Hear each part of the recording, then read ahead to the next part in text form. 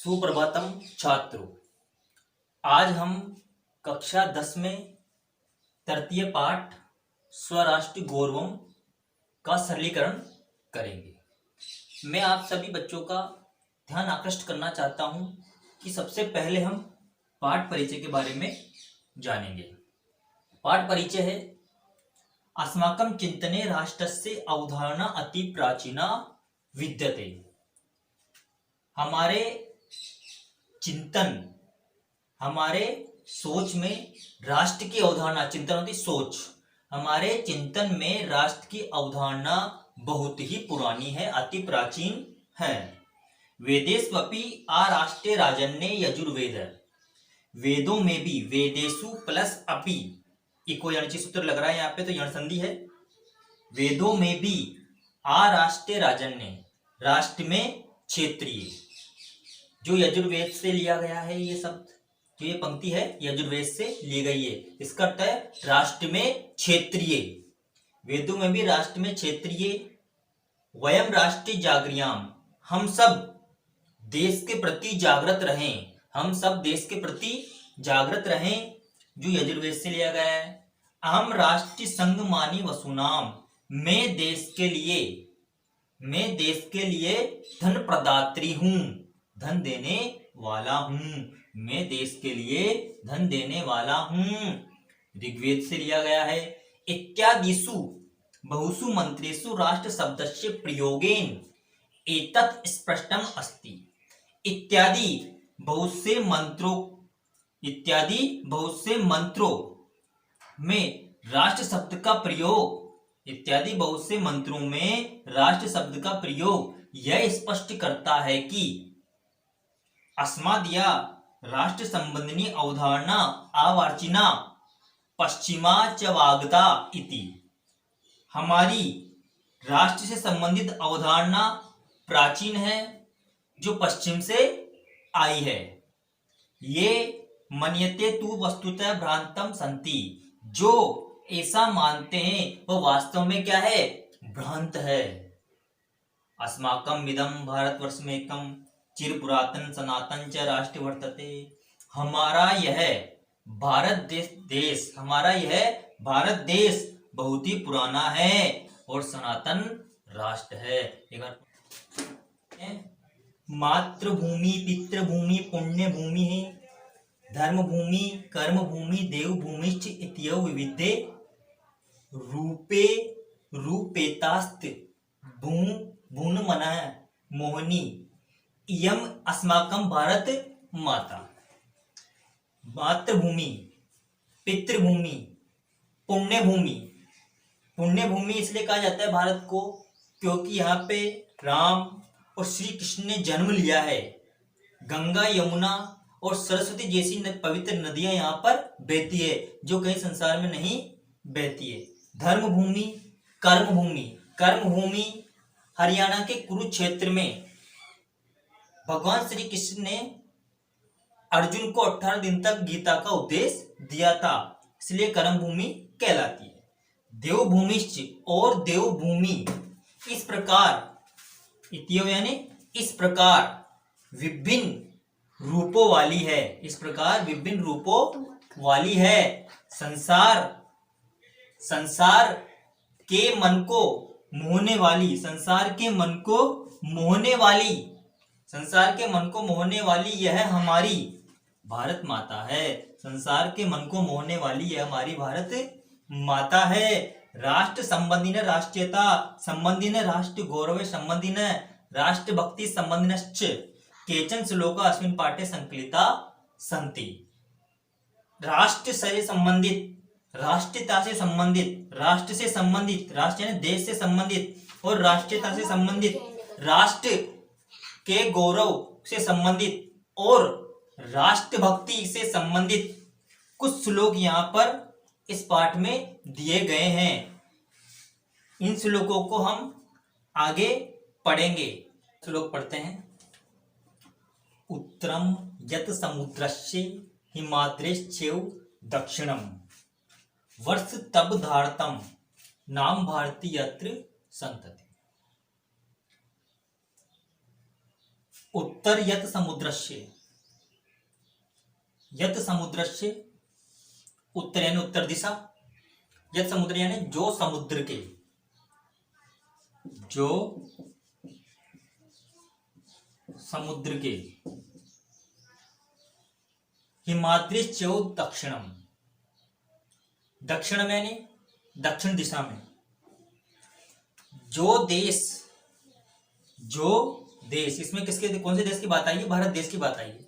जो देश समुद्र के उत्तर में, जो देश समुद्र के उत्तर दिशा में और हिमालय के दक्षिण की ओर है, जो देश उत्तर समुद्र के उत्तर दिशा में है, जो देश समुद्र की उत्तर दिशा में है और हिमालय से दक्षिण की ओर है, वर्ष तब धारतम नाम भारती यत्र संतति, जहां भारतीय, जहां भारतीय, जहां भारतीय संतान रहती है, जहां भारतीय संतान रहती है, यत्र का अर्थ है जहां, संतति यानी संतान या प्रजा, जहां भारतीय संतान रहती है, वर्ष तद भारतम नाम है, वह भारत नाम का देश है। जहां भारतीय प्रजा रहती है, संतान रहती है, वह भारत नाम का देश है। भारतीय, भारत की, जहां भारत की संतान रहती है वहां भारत नाम का देश है। अर्थात यह देश समुद्र के उत्तर दिशा में स्थित है। यह देश कौन सी दिशा में स्थित है? समुद्र की उत्तर दिशा में स्थित है और हिमालय पर्वत के दक्षिण में स्थित है, और हिमालय पर्वत के दक्षिण में स्थित है। जहां भारतीय प्रजा संतान, अर्थात भारतीय प्रजा संतान रहती है, वह एक भारत नाम का राष्ट्र है या देश है। एक बार पुनः देखेंगे, जो देश समुद्र के उत्तर में और हिमालय से दक्षिण की ओर है, जहां भारतीय संतान रहती है, वह भारत नाम का देश है। आइए दूसरा श्लोक देखते हैं। हिमालयात सम्राभ्य यावत् इंदु सरोवरम तम देव निर्मितम देशम हिंदुस्तान प्रचक्षते। हिमालयात सम्राभ्य, सम्राभ्य करता है प्रारंभ से लेकर, इंदु सरोवर हिंद महासागर, यावत तक, यावत का क्या होता है? तक। हिमालय पर्वत से लेकर, हिमालय पर्वत से लेकर, लेकर या प्रारंभ में,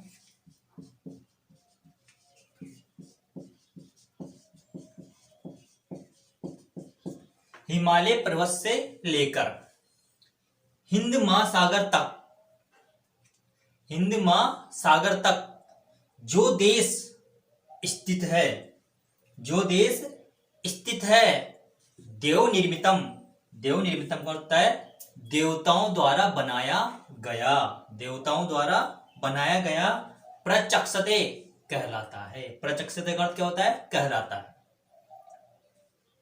हिमालय पर्वत से लेकर हिंद महासागर तक जो देश स्थित है, देवताओं द्वारा रचे गए, देवताओं द्वारा रचे गए या बनाए गए उस देश को हिंदुस्तान कहते हैं, अर्थात वह देश हिंदुस्तान कहलाता है। एक बार पुनः देखेंगे, हिमालय पर्वत से लेकर, हिमालय पर्वत से लेकर हिंद महासागर तक जो देश स्थित है, देवताओं द्वारा निर्मित किया गया, बनाया गया उस देश को हिंदुस्तान कहते हैं। अर्थात हिमालय पर्वत से लेकर हिंद महासागर तक जो देश स्थित है, वह देश हिंदुस्तान के नाम से जाना जाता है। देवताओं द्वारा रचित हिमालय से हिंद महासागर तक का जो भूखंड है, वो हिंदुस्तान के नाम से प्रसिद्ध है। आइए अब तीसरा श्लोक देखेंगे। श्लोक देखते हैं। गायंती देवा किल गीतकानी धन्यास्तु ते भारत भूमि भागे, स्वर्गा पवर्गा स्पद मार्गे भूते, भवन्ति भूये पुरुषा श्रुतवात। गायन्ति देवा किल गीतकानी। किल एक अव्यय शब्द है जिसका अर्थ होता है निश्चित रूप से या निसंदेह है।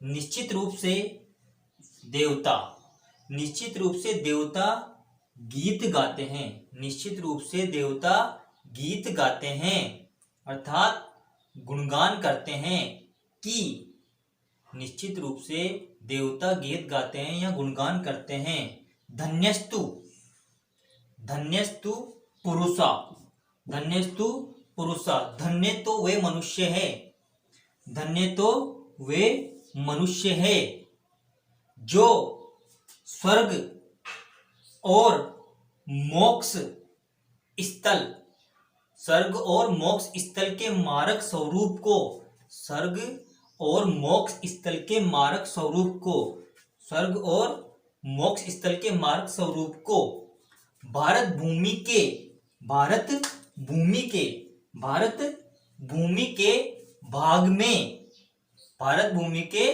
भाग में देवताओं के कारण, देवताओं के कारण भवंती भूये बार बार जन्म लेते हैं या जन्म होता है, उनका बार बार जन्म होता है। एक बार पुनः देखते हैं। गायंती देवा किल गीतकानी, निश्चित रूप से देवताओं के द्वारा गुणगान करते हैं या देवताओं के द्वारा गीत गाए जाते हैं। धन्य तो वे मनुष्य है, धन्य तो वे मनुष्य है जो स्वर्ग और मोक्ष स्थल के मारक स्वरूप को, जो स्वर्ग और मोक्ष स्थल के मारक स्वरूप को, भारत भूमि के भाग को, भारत भूमि के भाग को देवत्व के कारण बार बार जन्म लेते हैं। यानी निश्चित रूप से गीतकानी, गीत गाते हैं या गीत, स्वर्गा पवर्गा स्पद मार्ग भूते, इसका अर्थ है स्वर्ग और मोक्ष में, मोक्ष का स्थल मार्ग, स्वर्ग और मोक्ष का स्थल मार्ग, भूये यानी फिर से। धन्यास्तु, धन्य है, धन्यवाद के पात्र है, सुरत्वात देवताओं के कारण। संप्राप्य भारते जन्म सत्कर्मसु परांग मुख पीयूष कलशम हित्वा विष भांड मुपाश्रित। चौथा श्लोक। संप्राप्य भारते जन्मे सत्कर्मसु, भारते भारत में, जन्म जन्म, भारत में जन्म प्राप्त करके भी, संप्राप्य का अर्थ है पाकर या प्राप्त करके, प्राप्त करके या पाकर, भारत में जन्म प्राप्त करके भी जो मनुष्य अच्छे कर्मों से, सत्कर्म का अर्थ है अच्छे कर्मों से,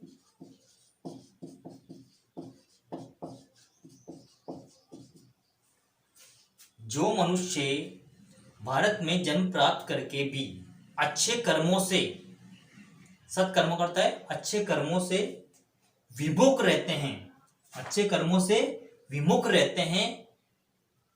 पहली पंक्ति का अर्थ है जो लोग, अर्थात भारत में जन्म पाकर भी, भारत में जन्म प्राप्त करके भी अच्छे कर्मों से जो लोग विमुख रहते हैं, वे तो मानो अमृत के घट के समान या घड़े को त्याग कर, वे तो मानो अमृत के घड़े को त्याग कर, वे तो मानो अमृत के घड़े को त्याग कर, हित्वा यानी वे तो मानो अमृत के घड़े को या घट को पीयूष यानी अमृत, वे तो मानो अमृत के घड़े को त्याग करके विष के पान को ही स्वीकार करते हैं, विष के पान को ही, जहर के पान को ही स्वीकार करते हैं। एक बार पुनः देखते हैं। भारत में जन्म प्राप्त करके, भारत में जन्म प्राप्त करके जो मनुष्य अच्छे कर्मों से पारंग मुख है, विमुख रहते हैं, वे तो मानो अमृत के घड़े को त्याग कर विष के पान को स्वीकार करते हैं। अर्थात भारत देश में जन्म प्राप्त करके जो मनुष्य अच्छे कर्मों में रत न होकर, लीन न होकर, उनके प्रतिकूल होकर कार्य करते हैं, वे तो मानो अमृत के घड़े को त्याग कर जहर के घड़े को स्वीकार करते हैं, अमूल्य अवसर को भी त्याग देते हैं। संप्राप्य करता है पाकर के या प्राप्त करके, सत्कर्मसु अच्छे कर्मों के विषय में, प्रांग मुख है विमुख रहते हैं या प्रतिकूल रहते हैं, पीयूष कलशम अमृत का घड़ा, हित्वा त्याग कर, हित्वा यानी त्याग कर, विष भांडम जहर के पात्र को, विष भांडम का अर्थ क्या होता है? जहर के पात्र को, उपाश्रित मुंह में ऊ छिपा हुआ है तो उपाश्रित है, इसका अर्थ है स्वीकार कर लिए गए। ये तो हमारे 4 श्लोक थे, उनका अपन ने सरलीकरण किया है। अब आगे के श्लोकों का